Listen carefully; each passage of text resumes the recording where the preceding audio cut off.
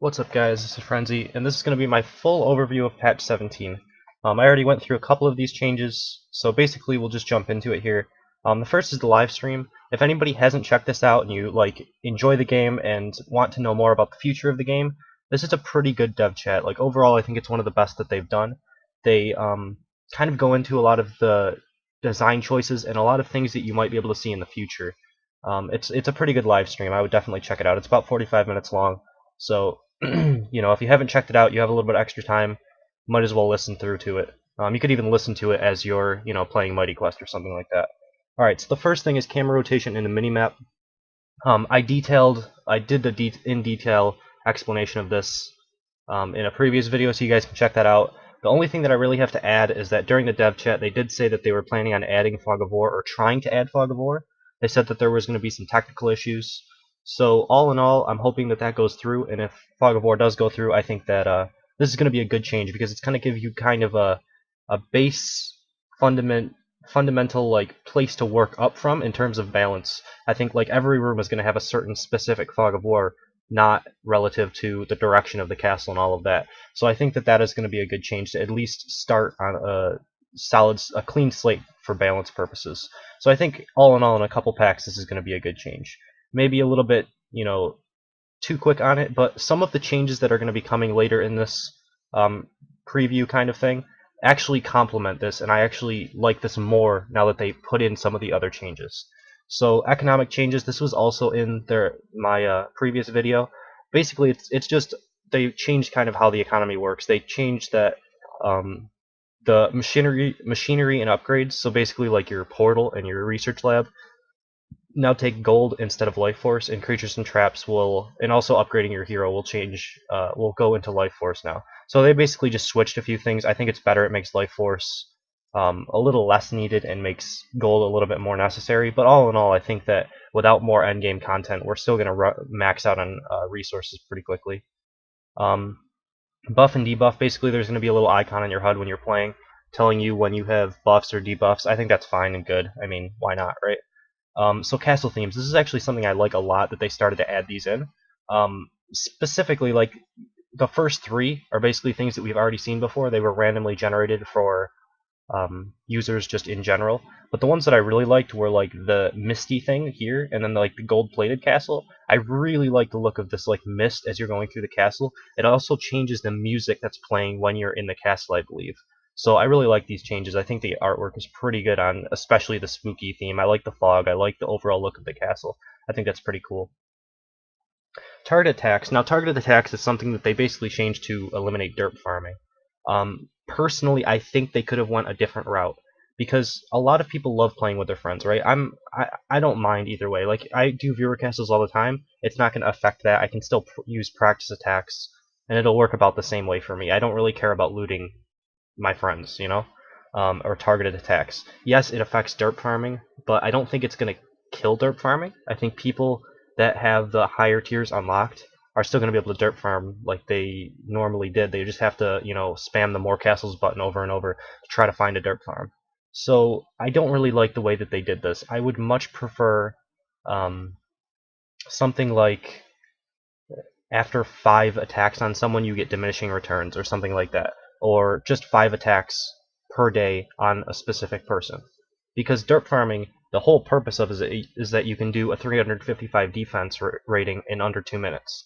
You want to do that for an hour or something, not just 10 minutes, 5 runs. That's just not enough. So I think that doing something like giving diminishing returns, or just making it so you have X number of attacks on a specific player per day, because a lot of people have been complaining about repeat attackers as well, that they're playing it so much. I have people attack me 16 times and then they finally get through. Some people kind of like that. I personally don't mind it much, but I think something like limiting attacks per day might be okay. Shield it from someone after X number of attacks or something. I don't know. It's something that they could think about using a different way of making this work. I think attacking friends is some of the fun in the game, and I think they shouldn't be trying to get rid of that altogether. Potion spamming. Obviously, I was a big advocate of this change. The way that they did it is they basically just limited the number of potions, regardless of level at all. Personally, I think this should scale. because I think we're going to run into some problems as they release more content. From 1 to 30, I don't think 4 potions is too much or too little for almost any level. Maybe some of those lower ranges, like maybe 12 to 20, I think that range you might have 4 potions be a little bit too much. Earlier than that, people don't really know how to play the game, so they overuse potions. And I think later on than that, I think 4 is a pretty reasonable number. When I've watched all of my replays, people who get through, and even people who die, don't really use more than 4 potions all that often. Sometimes you'll have 6, and then sometimes you have someone who really shouldn't be able to beat your castle using something like 23, right? I think 4 is a pretty good number. I don't think that that's all that bad. But I do think that they should scale it. I think they should change this and bite this problem that's going to come up in the future in the butt now and scale it like something like how they're scaling the timer. I think the timer is a little bugged. They did make changes on to the timer. Right here is the next thing here. But I think something like, you know, every minute and a half is a potion or something like that, so that now at the later levels you'd have 5 instead. I mean, I think that scaling it some way is probably the better way to go here, and not just giving straight 4 potions. I think that'll pose some problems when we go up to like level 60 or something. Now the castle timer changes. Basically, they're calculating it based on defense rating, I believe, and that's all. They're not basing it on anything else. Currently, there is an exploit that may have already been fixed when this video releases, because they said they were going to hotfix it pretty quickly. Basically, you can put 9 rooms, 1 snotter, and you'll have like 45 seconds to get through 9 rooms and kill the 1 snotter, because it's based on defense points used. Without that exploit even being a factor, I think that they may be slightly too low. I'm not sure. I haven't had enough time to test it, but currently my castle is at 643, down from 720 pre-patch. And you guys might even think, oh my god, Frenzy is saying something like defense, a certain point of defense might be too strong. Yes, I do want a balanced game overall. I think that possibly the castle timers are a little bit too low right now. Not severely too low, but I think maybe 720 is a little bit too much, and maybe 640 is a little bit too low. I think somewhere in the middle for my castle level specifically, with 315 defense points at about 7 minutes, would probably be an ideal timer. I think it's a little bit too low at the moment, though. I don't think people will be able to get through my castle, and I haven't even changed it yet. And I've had like 14 attackers. My castle was pretty much keeping out 80% of attacks, maybe 85% of the attacks before this patch hit. Now that you can camera rotate, I thought it was going to be a huge swing in the opposite direction where people were going to get through my castle a lot more. The problem is, yes, they're able to beat my castle and not die as much, but they're getting through at 7 minutes, 7:15, and they're not able to actually get into my loot. So if I switched my castle around to be a time-wasting castle, I think that no one would ever get through at 643 timer. Alright, so machineries were moved into the treasure room because they want customizable boss rooms and different boss rooms in general in the future. Amazing. I mean, I don't care where the machineries are. I just think that boss rooms being changed at all is a really good thing.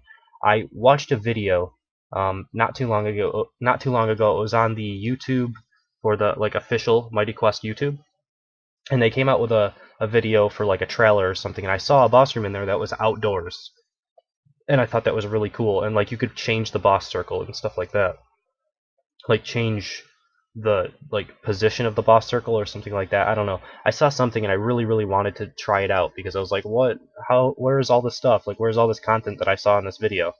So I think that they're finally getting ready to bring that to us. I think that's great. So archer balancing. So basically, the first and foremost, most important thing, it's mentioned a little bit later on, but volley can no longer go through walls. Really good change, and is necessary to come with this camera rotation. I am so glad that they fixed this before they put in camera rotation. That makes camera rotation way less of an issue. Like, really good change.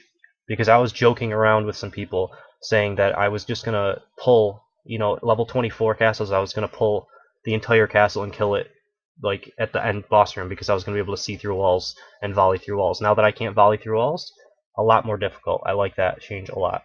So we'll go through these one by one, because I'm pretty familiar with the archer. A hawk harass is something that I haven't really used. Also, the archer and the mage both move a little bit faster. So that's something to just keep in mind. Not a huge change, but it's noticeable. Hawk Harass, and something I never really used. It's basically a hawk that you send out. It stuns the first thing that it hits, I believe, and now it does a damage over time instead. Apparently, the damage over time is the duration of the stun, so there's no point in actually having this change. The only thing is that maybe you would kill it instantly, and then it wouldn't block for certain other mobs or something like that. But basically, this is a kind of good change. I never really used Hawk Harass, so I don't really have much to say about it. I think it's probably fine. It doesn't seem like it would be too OP, so it might be okay. 5 seconds to stun an elite is quite a bit. I don't know, it's something I'll have to play around with. Spiral shot, I believe that's the thing that you fall back, you kind of do a flip. Another thing that I didn't really like because I felt like it was really weird to control, for me just as a player specifically. Reduce the mana cost, they increased the cooldown by quite a bit, and creatures damaged are basically knocked back now as well. So I mean, again, another change to a skill that no one really ever used, so that's good, right? They're trying to balance things out. Bear traps are something that people were using quite a bit over the last 2 patches or so. Something I didn't really ever get into because I didn't really like how they played and how the play style was. I was always more of a mobile archer. I like to roll around and dodge things and set up good shots. This is more of a stationary archer where you can combine a bear trap with something like Hawk Sentry, and stun someone, and then use the Hawk Sentry to kind of just DPS them down. The changes to it basically buffs certain aspects and nerfs certain aspects, and I think that's fine, right?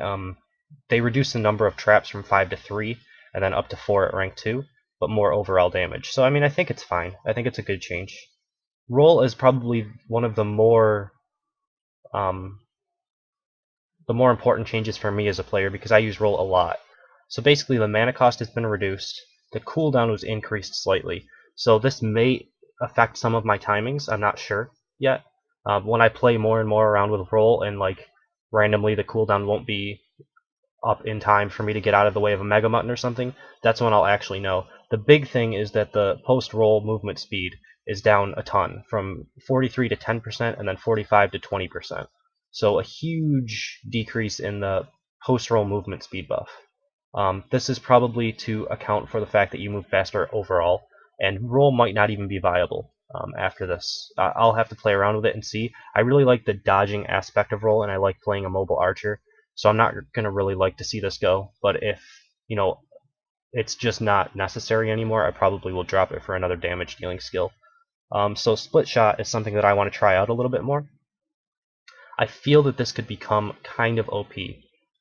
They increased the number of arrows a lot, and if you can land every one of these arrows at point blank range, I think you'll be doing a ton of damage. That being said, I don't remember exactly what the damage was before the patch because I stopped using it, but basically one arrow does full damage and the others deal 30%. So you're looking at, for rank 2 with 7 arrows, if all of them hit the same creature, you would be doing 310% damage, I believe. I think that's correct. So that's quite a bit of damage. It's something I want to try out for sure. And if you can crit off of this as well, I think that's quite a bit of damage. So something I'll be trying out is split shot, definitely. Piercing shot, I'm really kind of confused about this change. I don't think anyone was really spamming it, so I'm not sure why they nerfed it. I think that there were other good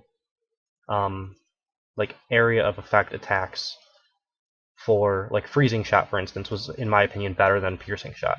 So I'm really unsure about why they changed this to a higher cooldown, but I mean, whatever. I guess it's okay. And then Hawk Sentry was a slight buff to this, and I actually thought this was a pretty good skill overall. I've seen a couple people use this in my castle, and it seems pretty good when combined with Volley and Caltrops. You drop Caltrops, then you Volley, and everything that's small dies, and then you use this, and it just basically DPSs down, say, a Scorpio to pretty low life. So it's something that I could also try this out as well, now that it's even a little bit better. So we'll jump into Mage balancing. The problem here is I have never played the Mage, and very few times the Mage has come to my castle. It's just, he's been so weak lately that they're basically just balancing him and trying to make him better. And from a few things that I've read on the forums, they didn't quite do a good job. I mean, Fireball, they increased the damage, but the cooldown was increased. I don't really know much about the mage, so there's not really much that I can say about this. I mean, just you can read through these changes here if you have access to the mage. Currently, I don't, so I don't really know much about the mage. Changes to itemization. So basically, they're trying to fix what they broke in patch 16. What I understand from the dev chat is that initially they made it so all items could have the base lowest stats in the game. Like if you have a green at level 24 for say, you can have an epic at level 24, and they both have identical stats. They could have the lowest end of stats, but the epics could go higher, you know, than a green, or an epic could go higher than a legendary, or a legendary could go higher than a rare, or something like that. They had a higher max stat, but the same base stat. Basically, I think what they changed to this now is that the minimum stats have been increased for the higher tiers and between levels as well. Basically, they just made gear better, but it can still have crappy stats. You still have a general random roll when something is dropped, and you can have really good gear, and you can have slightly lesser gear, but it won't be as bad as it was in patch 16. Again, what I've read so far is they didn't do a good enough job, although I think a couple hours since this patch has been out when I'm making this video isn't enough time to judge that. So, especially without derp farming, gear is going to be rolling out a lot slower. So I'll probably do a little bit of like farming overall and just see if I can find anything that's better than what I have currently. Obviously, the gear that I have currently is pretty good, but there is better gear in the game for me. I mean, I could find upgrades, and I'll probably do mainly for my knight and maybe even level some characters up depending on how good the gear drops are. So here's the skills through wall thing. Basically, these skills here, Volley, Vortex, Rift, Nightmare Cage, cannot be cast through the wall anymore. Volley, a huge one. The other ones, I believe, are both for the mage, so I don't know much about them. I remember, I think, is Vortex Rift the, is that the thing that pulls everything together? I don't know all the names of the mage skills, so. Either way, skills through walls are bad, especially with the camera rotation. This is pretty much a necessary change. I'm glad they introduced it in this pack specifically.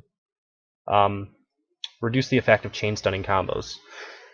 This is something I actually have more of a problem with, not specifically for the fact that like this effect went through. It's the fact that there was nothing changed about the pin strike. So Scorpio spam is still a problem, and you basically just removed, you know, a fun aspect of the game. People like combo pulls, although they're not very effective. And when you do get caught by a combo pull, it's like, oh my god, I can't get out of this. I'm gonna die instantly. And that's the way that the devs and a lot of, you know, more casual players looked at it. But I mean, it's a fun aspect of the game. It's kind of cool for someone to watch a replay. And if I ever get caught by one of these, I just kind of laugh it off. Go through the castle again. He misses the first pull, and the rest of the castle is a cakewalk. That's just kind of how chain stuns, chain pulling, all that sort of thing works.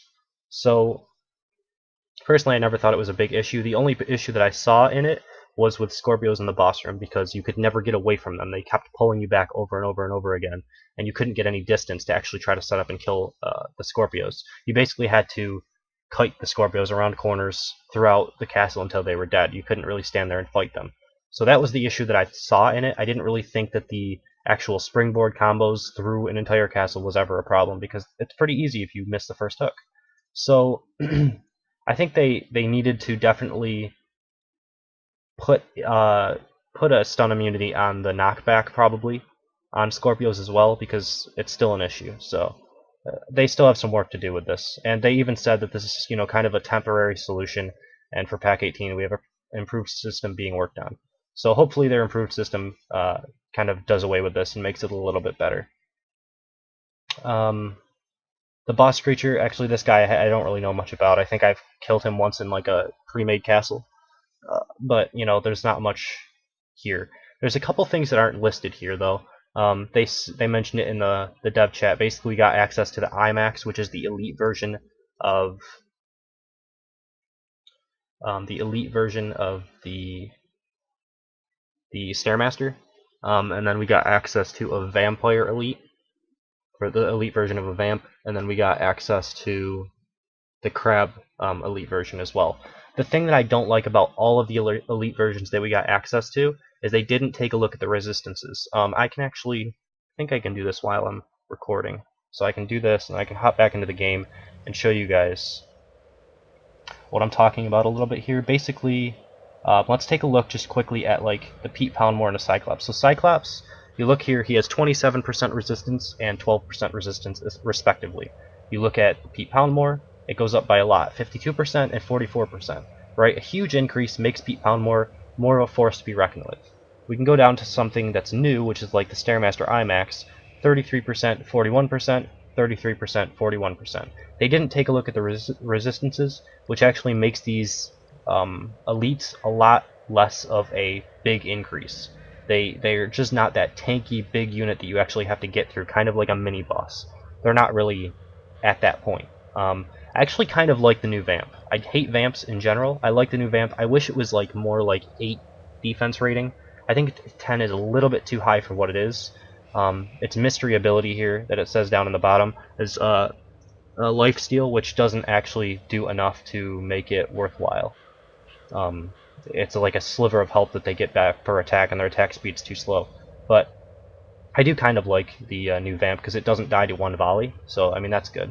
It has enough health. The problem is I do wish that they took a look at the resistances and buffed them a little bit more. Something like this, the Crusher later, the Crab Elite, if this resistance doesn't get improved, I don't see it being reasonable to put this in your castle at all. I mean, 16 defense rating, and it's probably weaker than a Robo Shieldatron, to be honest, because the defenses on a Robo Shieldatron are much higher.